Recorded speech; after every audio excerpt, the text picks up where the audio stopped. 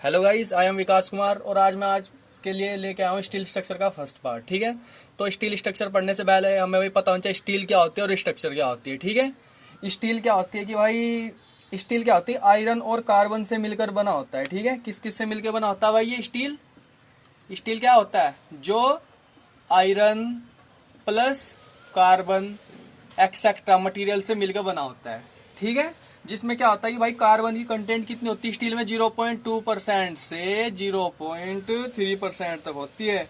और भाई बारी बारी बुक में मतलब क्या दे रखा है? 0.35 दे रखा है। तो इनमें दोनों कोई सी भी हो सकती है। ठीक है, तो इसमें हमें पता होना चाहिए कि जैसे हम कार्बन कंटेंट बढ़ाते हैं भाई, तो कार्बन कंटेंट बढ़ाएं किसी स्टील में तो वो स्टील को क्या देगी? तो ध्यान रखना भाई, एसएससी में बहुत बार क्वेश्चन आ गया जेईई के पेपर में कि कार्बन कंटेंट बढ़ने पर किसी स्टील में, जब हम स्टील का निर्माण करते हैं, कंस्ट्रक्ट करते हैं स्टील को, तो जब उसमें कार्बन कंटेंट बढ़ा तो उसके कारण क्या होता है?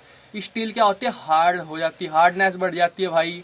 ठीक है, हार्डनेस बढ़ेगी तो क्या होगा? ब्रिटल हो जाएगी भाई स्टील, और ब्रिटल हो जाएगी तो क्या हो जाएगी? स्ट्रेंथ भी अच्छी हो जाएगी। लेकिन क्या हो जाएगी? ये सारी चीज क्या हो जाएगी? बड़ी बढ़ जाएगी। लेकिन डक्टिलिटी डक्टिलिटी क्या हो जाएगी भाई? घट जाएगी भाई हमारी किसी स्ट्रक्चर की। ठीक है, तथा अल्टीमेट स्ट्रेंथ भी क्या हो जाएगी? And ultimate ultimate tensile strength and ultimate tensile strength क्या हो जाएगी भाई?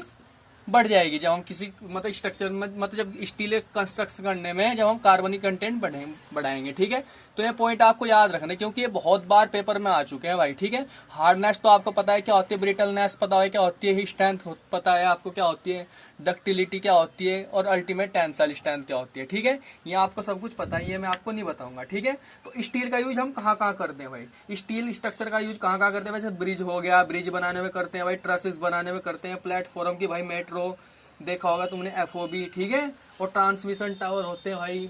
ठीक है, ट्रांसमिशन टावर क्या होते हैं? जैसे रेल वाले जिसपे क्या होती है, लाइन लगी होती है। ठीक है, वो क्या होते हैं? ट्रांसमिशन टावर होते हैं। ठीक है भाई, और आपको पता है ट्रसेस होती है, जैसे कोई जैसे नीचे क्या है, यहाँ पे नहर चल रही है भाई, ये क्या चल रही है? कैनाल चल रही है। तो मुझे इसके ऊपर को क्या करना? ब्रिज लेना, किसका? रेलवे का। तो मैं यहाँ पे क्या करूँ? मैं स्टेप से क्या देखोगे तुमने? स्ट्रक्चर देखी होगी, तो इन स्ट्रक्चर को क्या बोलते हैं भाई? ट्रसिस बोलते हैं। तो ट्रसिस किसकी होती है? स्टील की होती है भाई ये। ठीक है, तो इसलिए स्टील का यूज हम बहुत ज्यादा करते हैं। ठीक है, तो भाई एक तो स्टील होगी, दूसरी कौन सी स्टील होती है? दूसरी कौन सी स्टील होती है? एक तो स्टेनलेस स्टील। कौन सी होती है? Stainless steel.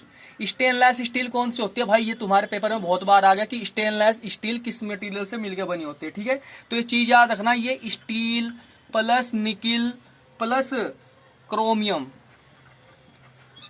से मिलकर बनी होती है भाई। ये तुम्हारे पेपर में बहुत बार आ गया पेपर में कि स्टेनलेस स्टील कौन कौन से मटेरियल से मिलकर बनी होती है। एक तो steel plus nickel plus chromium से मिलकर। परसेंटेज नहीं पूछते भाई इनकी कितनी होती है, बट डायरेक्ट नाम पूछते हैं। ठीक है, तो स्टेनलेस स्टील का एग्जाम्पल कैसे हो गया? जैसे भाई तुमने अपने घरों में देखा होगा, घरों में क्या देखोगे? बर्तन बने होते हैं। ठीक है, जिनपे जंग नहीं लगता, क्या बोलते हैं इनको? जंगरोधी स्टील। ठीक है, जैसे भाई बर्तन हो गए तुम्हारे, सेविंग करने वाला ब्लेड हो गया, वो भी स्टेनलेस स्टील से मिलकर बना होता है। ठीक है भाई, और एक्सेट्रा।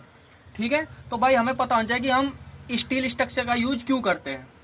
स्टील स्ट्रक्चर का यूज ही क्यों करते हैं भाई हम? क्यों? क्योंकि इसलिए करते हैं क्योंकि भाई इसकी स्टील स्ट्रक्चर की जो मॉडुलस ऑफ इलास्टिसिटी होती है ना, मॉडुलस ऑफ इलास्टिसिटी होती है 2 × 10⁵ मेगा पास्कल होती है। और जो स्टील स्ट्रक्चर से जो बड़ी बिल्डिंग होती है ना, या स्ट्रक्चर होती है, वो क्या होती है? लाइट होती है as compared to RCC building. ठीक है, और जो स्टील की जो क्या होती है भाई, हमारी स्टिफनेस क्या होती है? बहुत ही अच्छी होती है। स्टिफनेस मतलब लोड पर यूनिट डिस्प्लेसमेंट, मतलब ज्यादा लोड पर कम डिफॉर्मेशन होता है भाई स्टील स्ट्रक्चर में। इसलिए हम क्या करते हैं? स्टील स्ट्रक्चर का ज्यादा यूज करते हैं as compared to the RCC structure. और ये ड्यूरेबल भी होती है भाई। ठीक है, लाइट होती है आरसीसी के कंपेयर में।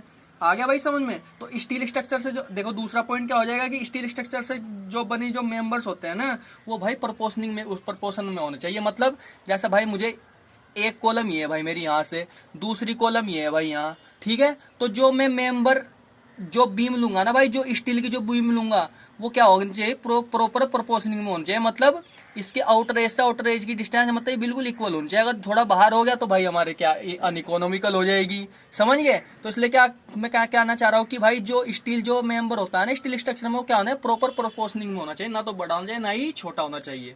समझ गए? अगर छोटा हो गया तो फिर हम इसमें लैप ज्वाइंट लगाएंगे, लैप स्प्लाइस लगाएंगे, तो लैप स्प्लाइस से क्या कारण क्या होगा कि उसकी स्ट्रेंथ थोड़ी रिड्यूस हो जाएगी।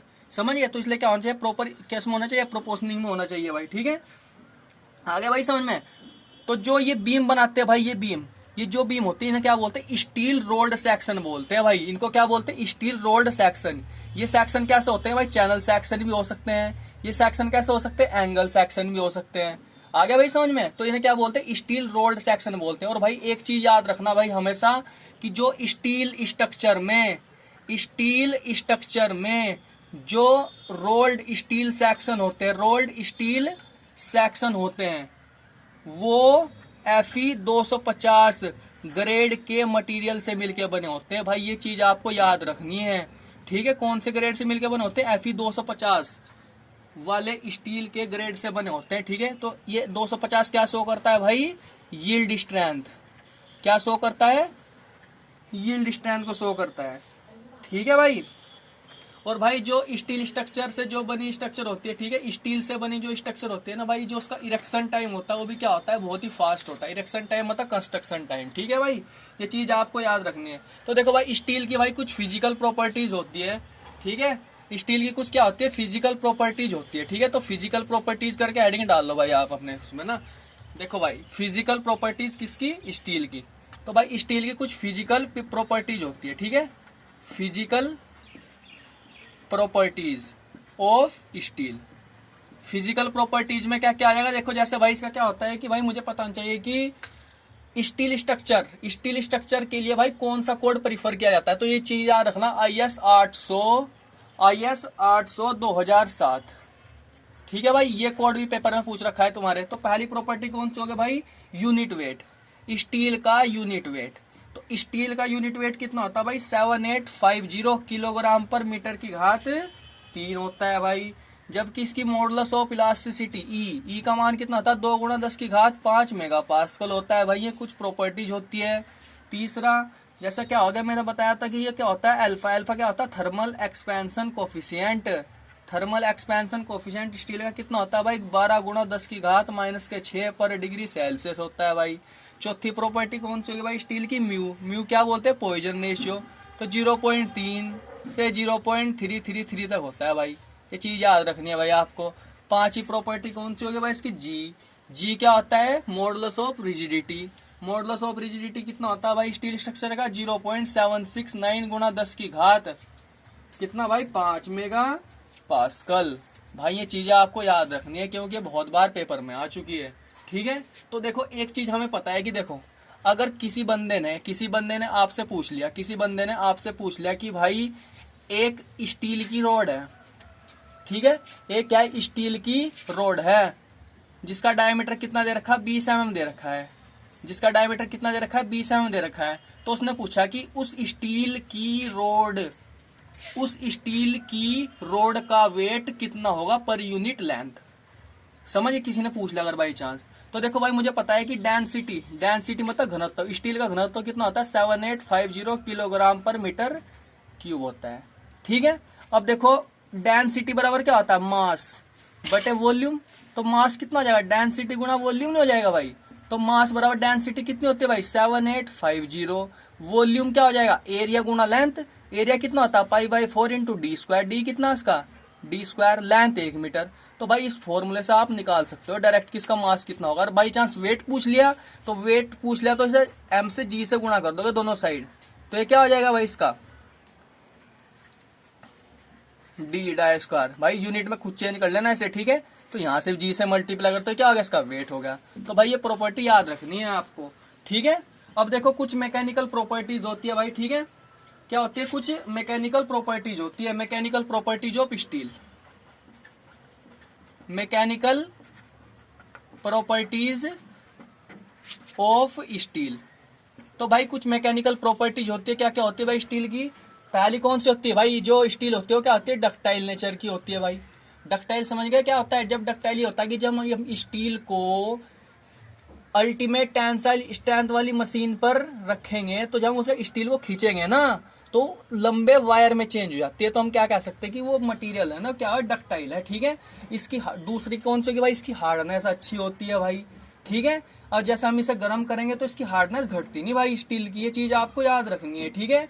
तीसरा कौन सी प्रॉपर्टी हो गई, स्टील को अगर थिन शीट में कन्वर्ट कर सकते हैं, ठीक है। इसका मतलब क्या है कि जो स्टील होती है ना भाई मैलिएबल होती है, मैलिएबल मतलब मैलिएबल प्रॉपर्टी रखती है, ठीक है। आगे समझ में, स्टील क्या होती है भाई, टफ भी होती है। स्टील क्या होती है, फटीक, मतलब फटीक फेलियर से क्या होती है, अफेक्टेड नहीं होती भाई, ठीक है।